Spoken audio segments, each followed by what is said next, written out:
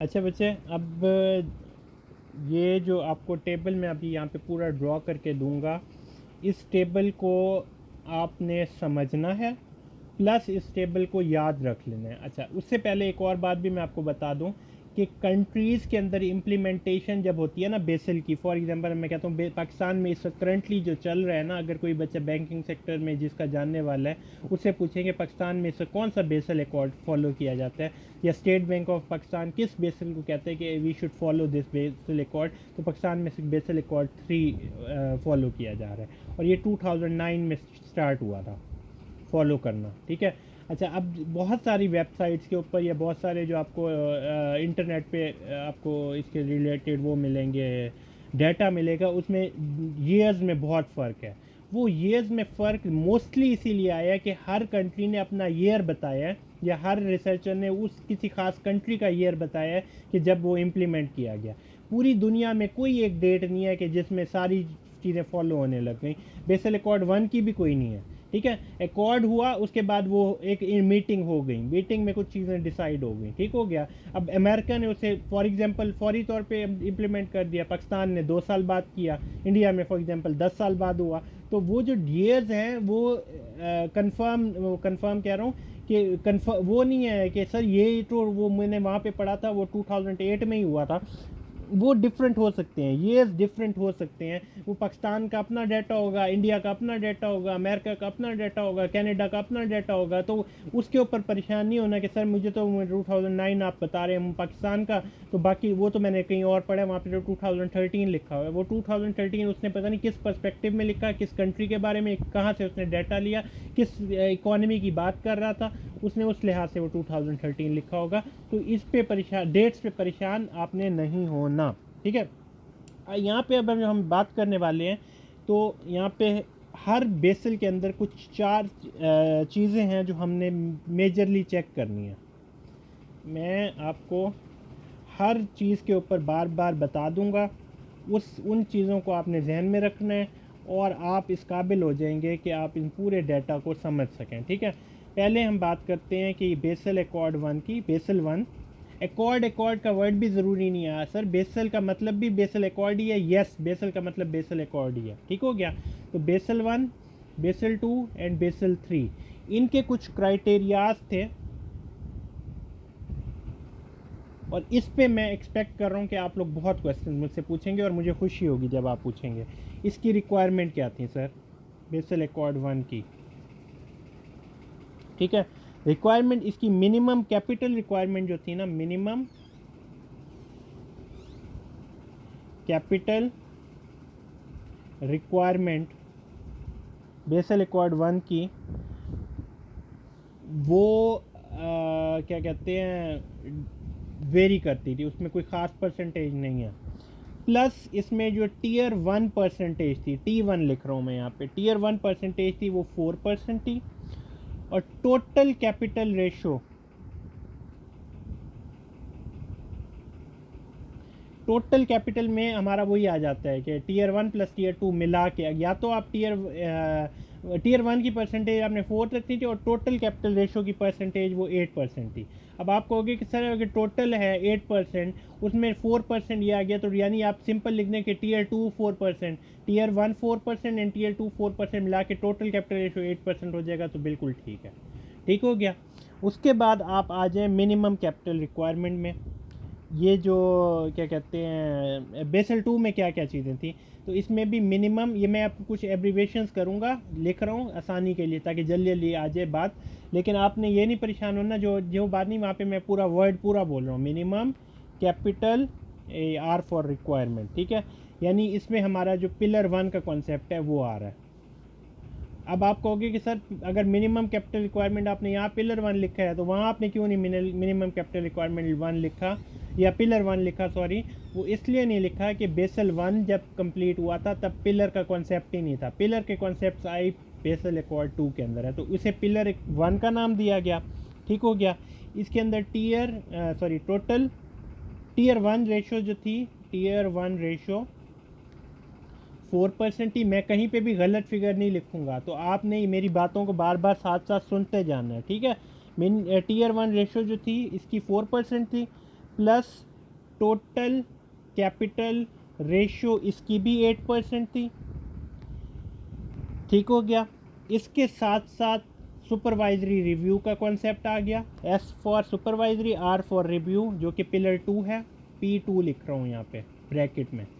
इसी में मैंने आपको बताया ना बेसल 2 के अंदर ये पिलर्स ऐड हुए थे। तो ये हुआ T1 ratio, tier 1 ratio 4%, total capital ratio 8%, supervisory review का कॉन्सेप्ट आया प्लस मार्केट डिसिप्लिन का कॉन्सेप्ट आया, जो कि हमारा पिलर 3 आ गया। ठीक हो गया। ये रिक्वायरमेंट्स आ गई आपकी बेसल अकॉर्ड 1 की, बेसल अकॉर्ड 2 की। अब बेसल अकॉर्ड 3 में क्या क्या हुआ था, इसमें भी हमारा सेम जो है क्या कहते हैं उसे क्या कहते हैं मिनिमम कैपिटल रिक्वायरमेंट रही, मिनिमम कैपिटल रिक्वायरमेंट रही पिलर 1 जिसे हम कहते हैं। लेकिन यहाँ पे टीयर 1 रेशो जो थी ना वो 4% बेसल 1 में थी। यहाँ पे उन्होंने कहा कि इसमें ना आप थोड़ा मार्जिन दें, या 4 रख लें। 4.5 से लेकर 6% तक आपको मार्जिन मिल गया टीयर 1 रेशो का। और जो टोटल कैपिटल रेशो है वो फिर मैं वही कहूँगा 8% आ गई। फिर यहाँ पे जो आपके पास एक और कॉन्सेप्ट उन्होंने दिया, उन्होंने यहाँ पे क्या कहते हैं उसे क्या कहते हैं कैपिटल कंजर्वेशन बफर का कॉन्सेप्ट आया। अब ये कैपिटल कंजर्वेशन बफर का कॉन्सेप्ट पहले आप समझ लें। बफर होता है कि कितनी वो जो 1.8 मैंने आपको बताया था। अब यहाँ पे बच्चे कंफ्यूज हो जाएंगे, मैं आपको ये इसके ऊपर बात ये बता दूँ कि कैपिटल कंजर्वेशन बफर है कि किस हद तक नुकसान बर्दाश्त करने की आपने जहन में रखना है कि ये मुझसे नुकसान हो जाएगा, उस पर परेशान नहीं होना। वो ऐसी बात है, वो जैसे हमने कॉन्सेप्ट नहीं पढ़ा था, ये है कैपिटल कंजर्वेशन बफर, जो हम पढ़ते हैं ना अलाउंसेस फॉर बैड डेट, ये वो कुछ है कि आपको पता है कि जी नुकसान हो जाना है, कोई टेंशन नहीं है, आप उसने मेंटली तौर पे उसके लिए रेडी रहें कि इतना नुकसान हो जाएगा। ठीक है। ये 0.625% से लेकर 2.5% तक आपने कैपिटल कंजर्वेशन बफर जहन में रखना है। ठीक हो गया। फिर काउंटर साइक्लिक बफर एक और नाम दिया गया। ये काउंटर साइक्लिक बफर क्या होता है? अब जो बच्चे कहें कि सर हमें परेशान, आप ये बहुत सारी चीज़ें लिखे जा रहे हैं, हमें समझ नहीं आ रही, तो आप इस वीडियो को स्पीड आहिस्ता कर लें और फिर एक एक चीज़ पहले लिख लें। मैंने वैसे इसकी आपको तस्वीर पूरी भेजूंगा। ये मैं जिस जगह से आपको ये डाटा सारा लिखवा रहा हूँ उस जगह की मैं आपको पिक्चर भेज दूंगा, तो उसकी टेंशन भी ना रखें। काउंटर साइक्लिक बफर होता है कि आपका जो आपके अंदर साइकिल, आपकी जो एक्टिविटी, आपने कहा कि सर मैं एक चीज़ एसेट को सेल किया कैश में और कैश से एसेट में एक साइकिल हुआ, तो अगर वो मेरा एक साइकिल भी ना हो तो मैं उस सूरत में कितने पैसे होने चाहिए कि मैं उस साइकिल के नुकसान को बियर कर सकूं? तो आपने 0 से लेकर 2.5% तक काउंटर साइक्लिक बफर के लिए कुछ पैसे रखने हैं। ठीक हो गया। फिर आपने यहाँ पे लीवरेज रेशो के लिए जो अपनी लीवरेज रेशो मेंटेन करनी है वो आपने 3.5% से लेकर 4.5% तक क्रिएट करनी है। लीवरेज रेशो जिससे समझ नहीं आ रहा वो या तो गूगल कर ले, या मैंने जो आपको कैपिटल रेशोज वाला चैप्टर पढ़ाया था उसमें लीवरेज रेशो को जाके दें, क्योंकि इसमें काफ़ी देर फिर और लग जाएगी। ठीक है। उसके बाद हम लीवरेज जो कवरेज रेशो, यहाँ सी में लिख देता हूँ, लीवरेज कवरेज रेशो। ठीक है। फिर उसके बाद जो हमारा है कॉन्सेप्ट, सॉरी ये लीवरेज रेशो है, इसके बाद हमारा लीवरेज कवरेज रेशो है। लीवरेज कवरेज रेशो जो आपका है वो 60 से लेकर 100% तक होनी चाहिए। इन दोनों में फ़र्क भी मैं वही कहूँगा, गूगल करो या मेरी वो लेक्चर आप अपने नोट्स उठा के देख लो, आपको समझ आएगा। फिर है नेट स्टेबल फंडिंग रेशो।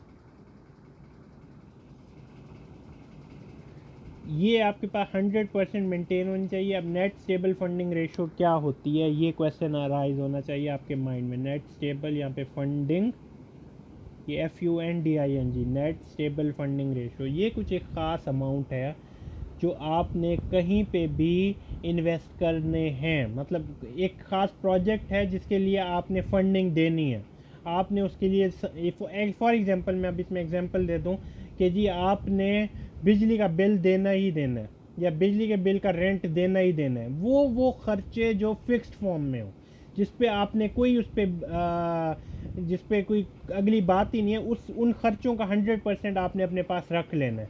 मतलब ये पैसे उठा के कहीं इन्वेस्ट नहीं कर देने, उसी खर्चे के लिए आपने ये पैसे अपने पास मेंटेन करके रखने हैं। प्लस पिलर 2 आपके पास यहाँ पे आया, जो कि हमारा सुपरवाइजरी रिव्यू है, पिलर 2। प्लस आपके पास मार्केट डिसिप्लिन आया, जो कि पिलर 3 है। अब जिस बच्चे को ये सारी ये मेजर चीज़ें हैं, बेसल अकॉर्ड 1, 2 एंड 3 उसके क्राइटेरियाज हैं, उसकी रिक्वायरमेंट्स हैं, ठीक हो गया। इसके बाद हम इसका दूसरा पार्ट करते हैं रिक्वायरमेंट में, जो कि हमारा है कैपिटल कंपोनेंट का। इसमें कौन कौन से कंपोनेंट आते हैं? Capital component. अब कैपिटल कंपोनेंट का मतलब क्या है कि किन किन चीज़ों से आप अपना कैपिटल बनाते हैं। वो कैपिटल टीयर 1 और टीयर 2 जैसे हमने बनाया था। इसके अंदर जो कंपोनेंट बेसल अकॉर्ड 1 में आए थे वो टीयर 1 कंपोनेंट थे, टीयर 2 कंपोनेंट थे एंड डिडक्शन फ्रॉम कैपिटल था। वो खर्चे जो आपको कैपिटल से देने ही पड़ते हैं, उसके लिए भी मेंटेनेंस आपने रखनी थी, ठीक हो गया। फिर आते हैं जो है ये क्या कहते हैं इसे, बेसल अकॉर्ड 2। इसमें भी टीयर 1 है, इसमें भी टीयर 2 है, और इसमें एक नया कॉन्सेप्ट आया टीयर 3 का।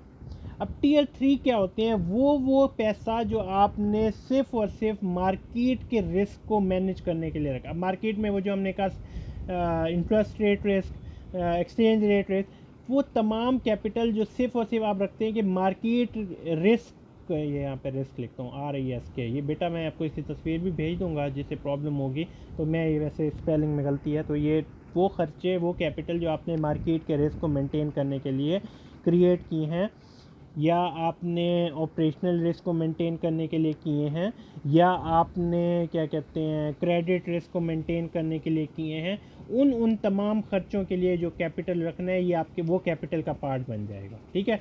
कैपिटल टीयर 1 मोर लिक्विडेट, टीयर 2 लेस लिक्विडेट, और कुछ कैपिटल आपने मार्केट, ऑपरेशनल और क्रेडिट रिस्क के लिए रखने हैं, ठीक हो गया। इसके बाद जब टीयर बेसल अकॉर्ड 3 में आए, उसमें कैपिटल किन किन चीज़ों पे डिपेंड करता था?